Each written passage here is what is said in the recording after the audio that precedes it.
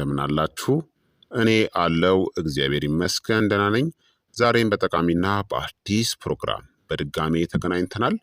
በዛሬው የጤና ፕሮግራማችን ላይ ደግሞ የምንመለከተው የሆድ ድርቀትን የሚያባብሱባችሁ በፍጹም መመገብ የሌለባችሁ የሆድ ድርቀት ካለባችሁ መመገብ የሌለባችሁን ከባድ የሆኑ ምግቦችን በዚህ ቪዲዮ ላይ እነግራችኋለሁኝ።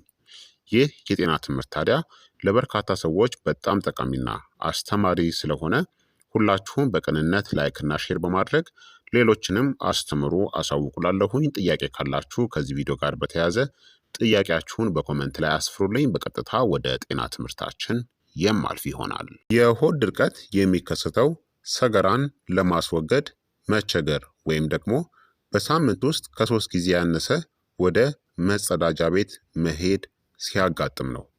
የሆድ ድርቀት ዋና ምልክቶች የምንላቸው ሰገራ በጣም መድረቅና መጠንከር፣ በምትጸዳዱበት ወቅት በጣም ማማጥ ወይም ደግሞ መወጠር፣ ከተጸዳዳችሁ በኋላ ሆዴ ሙሉ በሙሉ አልተወገደም ወይም ደግሞ አልተራቆተም የሚል ስሜት መሰማት ካላችሁ፣ እንዲሁም ደግሞ የሆድ መነፋትና ምቾት ማጣት ዋና ዋና ምልክቶቹ ናቸው። ታዲያ ለሆድ ድርቀት ዋናው መፍትሄ ወይም ደግሞ መንስኤ የሚሆኑ ነገሮችን እንመልከት። እስቲ ለሆድ ድርቀት መንስኤ የሚሆኑ ነገሮች የፋይበር እጥረት ካለባችሁ ነው። እንደ አትክልት፣ ፍራፍሬ እናም ጥራጥሬ ያሉ ምግቦችን በበቂ ሁኔታ የማትመገቡ ከሆነ፣ የውሃ እጥረት ካለባችሁ በቂ ውሃን አለመጠጣት ሰገራን እንዲደርቅ ያደርገዋል። የአካል ብቃት እንቅስቃሴን አለማድረግ፣ አለመንቀሳቀስ የምግብ መፈጨት ሂደትን ያዘገያል። መጸዳዳትን ማዘግየት፣ የመጸዳዳት ወይም ደግሞ ሰገራ የማድረግ ስሜት ሲመጣ ወዲያውኑ ወደ መጸዳጃ ቤት አለመሄድ፣ የአኗኗር ዘይቤ ለውጥ ለምሳሌ ጉዞ፣ እርግዝና ወይም ደግሞ ከፍተኛ ጭንቀት ካለባችሁ፣ መድኃኒቶች፣ አንዳንድ የህመም ማስታገሻዎች ወይም ደግሞ የብረት ወይም ደግሞ የአይረን እንክብሎች ምክንያት ወይም ደግሞ መንስኤ ሊሆኑ ይችላሉ።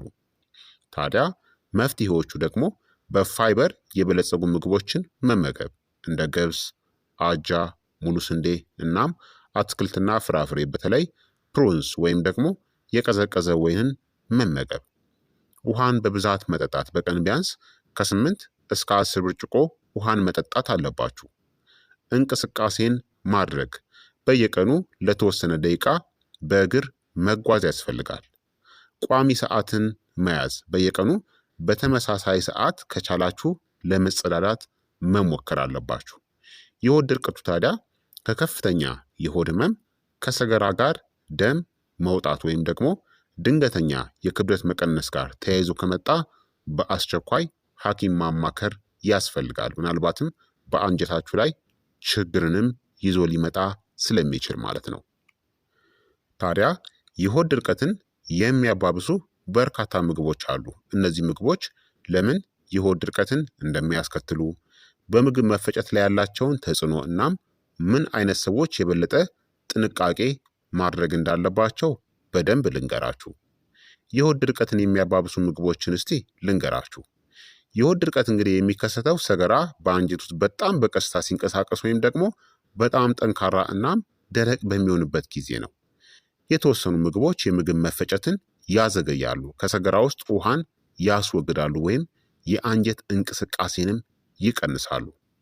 እነዚህም አንደኛ የወተት ተዋጽኦዎች ናቸው። ከመጠን በላይ እነዚህን መውሰድ ለምሳሌ ወተት፣ አይብ እናም አይስክሬም።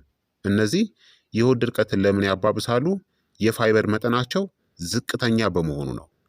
የስብ መጠናቸው ከፍተኛ በመሆኑ የአንጀት እንቅስቃሴን ያዘገያሉ።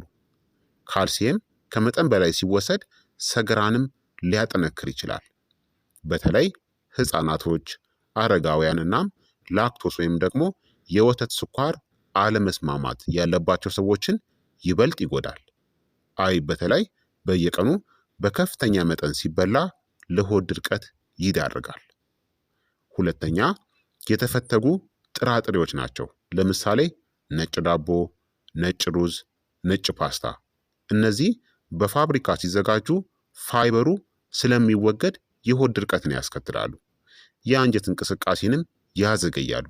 መጠኑ ትልቅ ግን ደረቅ የሆነ ሰገራን ይፈጥራሉ። ሙሉ ጥራጥሬዎች ያልተፈተጉ የተሻሉ አማራጮች ናቸው፣ ምክንያቱም ከፍተኛ የፋይበር ይዘት አላቸው። ነጭ ፉርኖ ዱቄትን ከመጠቀም ይልቅ ሙሉ የስንዴ ዱቄትን አስፈጭታችሁ ብትጠቀሙ የተሻለ ነው፣ ምክንያቱም ከፍተኛ የፋይበር ይዘት ስላለው። ሶስተኛ የተጠበሱ እናም ፈጣን ምግቦች ናቸው። ለምሳሌ ቺፕስ፣ በርገር እና የተጠበሱ የመክሰስ ምግቦች። እነዚህ ለምን የሆድ ድርቀትን ያባብሳሉ? ከፍተኛ የስብ ይዘታቸው የምግብ መፈጨትን ያዘገያል። ፋይበርም የላቸውም፣ አንጀትንም ያደርቃሉ። እነዚህ ምግቦች በአንጀት ውስጥ ረዘም ላለ ጊዜ በመቆየት ሰገራም እንዲጠነክር ያደርጋሉ። አራተኛ የተቀነባበሩ እናም የታሸጉ ምግቦች ናቸው። ለምሳሌ ቺፕስ፣ ብስኩት፣ ኬኮችና እንደ ፓስታ። እነዚህ ፋይበራቸው በጣም ዝቅተኛ ስለሆነ ከፍተኛ የጨው ይዘታቸው ደግሞ ከሰገራ ውስጥ ውሃን ስለሚመጥና የአንጀት ሚዛንን የሚያውኩ የመከላከያ ኬሚካሎችን ወይም ደግሞ ፕሪዘርቫቲቭስን ስለሚይዙ ነው የሆድ ድርቀትን ያባብሳሉ። አምስተኛ ቀይ ስጋ ነው፣ በተለይ ከመጠን በላይ ሲሆን። ለምሳሌ የበሬ ስጋም የበግ ስጋም። ለምን የሆድ ድርቀትን ያባብሳል? ፋይበር የለውም። ከፍተኛ ስብና የፕሮቲን ይዘቱ የምግብ መፈጨትን ያዘገያል። ለመፈጨትም ረጅም ጊዜን ይወስዳል። ቀይ ስጋን ያለ አትክልት መመገብ ለሆድ ድርቀት የመጋለጥ እድልን ይጨምራል። ስድስተኛ ከመጠን በላይ አይብ እናም ፒዛ ነው። ለምን ችግር ይሆናል? የተፈተገ ዱቄት፣ ስብ እና የአይብ ጥምረት ስለሆነ ነው። ፋይበሩ በጣም ዝቅተኛ ነው። የአንጀትን እንቅስቃሴም በከፍተኛ ሁኔታ ያዘገየዋል። ሰባተኛ የስኳር ምግቦችና ጣፋጮች ናቸው። ለምሳሌ ከረሜላዎች፣ ኬኮችና ጣፋጭ ምግቦች። እነዚህ ጎጂ የአንጀት ባክቴሪያዎችን ይመግባሉ፣ ጤናማ የአንጀት እንቅስቃሴንም ይቀንሳሉ። በአንጀት ውስጥ ብግነትን ወይም ደግሞ ኢንፍላሜሽንንም ይጨምራሉ። ስምንተኛ ከመጠን በላይ ሻይ ወይም ደግሞ ቡናን መጠቀም ነው፣ በተለይ ድርቀት እያለባችሁ። ካፌን የሰውነትን ውሃ ሊያሟጥጥ ወይም ደግሞ ዲሃይድሬሽንን ሊያስከትል ይችላል። የውሃ እጥረት ደግሞ ሰገራ እንዲጠነክር ያደርጋል። መጠነኛ አጠቃቀም ምንም ችግር የለውም። ከመጠን በላይ መውሰድ ግን ችግርን ያስከትላል። ምክንያቱም ካፌን በራሱ ከሰውነታችን ውሃን ያሟጥጣል፣ በተደጋጋሚ እንድንሸናም ሊያደርገን ይችላል። ስለዚህ ቡናን የምትጠቀሙ ከሆነ በደንብ ውሃን መጠጣት አለባችሁ። ዘጠነኛ ያልበሰሉ አረንጓዴ ሙዞች ናቸው። እነዚህ ሬዚስታንስ ስታርች በተባለ ስታርች የበለጸጉ ስለሆኑ ነው። የምግብ መፈጨትንም ያዘገያሉ። የበሰሉ ሙዞች ለሆድ ድርቀት ይረዳሉ። ያልበሰሉ ሙዞች ግን የሆድ ድርቀትን ያባብሳሉ። አስረኛ አልኮል ነው። አልኮል የውሃ እጥረት ወይም ደግሞ ዲሃይድሬሽንን ያስከትላል። የአንጀትን እንቅስቃሴንም ያውቃል። ስሜታዊ ለሆኑ ሰዎች ትንሽ መጠንም ቢሆን የሆድ ድርቀትን ሊያባብሰው ይችላል። 11ኛ ከፍተኛ ጨው ያላቸው ምግቦች ናቸው። ለምሳሌ ጨው የበዛባቸው የመክሰስ ምግቦች እንደነ አቼቶ የተጨመረባቸው ማለት ነው። ምክንያቱም ጨው ከሰገራ ውስጥ ውሃን ይስባል፣ ሰገራ ደረቅናም ጠንካራ እንዲሆንም ያደርጋል።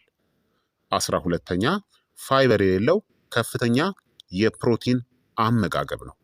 ለምሳሌ ስጋ ብቻ ወይም ደግሞ ፕሮቲን የበዛ ምክንያቱም የፋይበር እጥረት የሰገራ እንቅስቃሴን ያዘገያል፣ የሰገራን መጠንንም ይቀንሳል። ፕሮቲን ከፋይበር ጋር መመጣጠን ይኖርበታል። 13ኛ የታሸጉ የፍራፍሬ ጭማቂዎች ናቸው። እነዚህ ፋይበር የላቸውም፣ ከፍተኛ የሆነ የስኳር መጠን አላቸው፣ የአንጀት እንቅስቃሴንም አያነቃቁም። ሙሉ ፍራፍሬዎች የተሻሉ ምርጫዎች ናቸው። 14ኛ ከመጠን በላይ ነጭ ሩዝ ነው። ይህ ፋይበር የለውም፣ በሰገራ ላይ የማጣበቅ ባህሪም አለው። በተለይ በየቀኑ ያለ አትክልት ሲበላ የሆድ ድርቀትን ያስከትላል። 15ኛ ቸኮሌት ነው ከመጠን በላይ ሲሆን፣ ምክንያቱም ስብና ካፌንን ይዟል፣ የአንጀት እንቅስቃሴንም ያዘገያል ማለት ነው።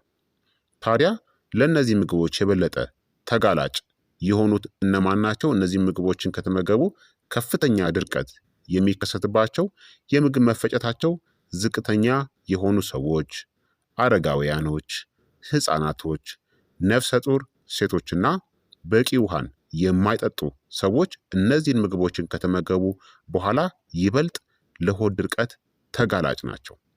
ታዲያ በእነዚህ ምግቦች ምትክ ምን መበላት አለበት? ፈጣን የሆነ መፍትሄው በፋይበር የበለጸጉ ምግቦችን መመገብ፣ አትክልቶችን፣ ፍራፍሬዎችንና ሙሉ ጥራጥሬዎችን፣ ለብ ያሉ ፈሳሾችን መጠጣት፣ እንደ እርጎ፣ ሲርሶችን እንደ ተልባና ቺያሲድና በቂ ውሃን መጠጣት ይኖርባችኋል። ታዲያ በየቀኑ በቂ ውሃን ጠጡ፣ ከ8 እስከ 10 ብርጭቆ።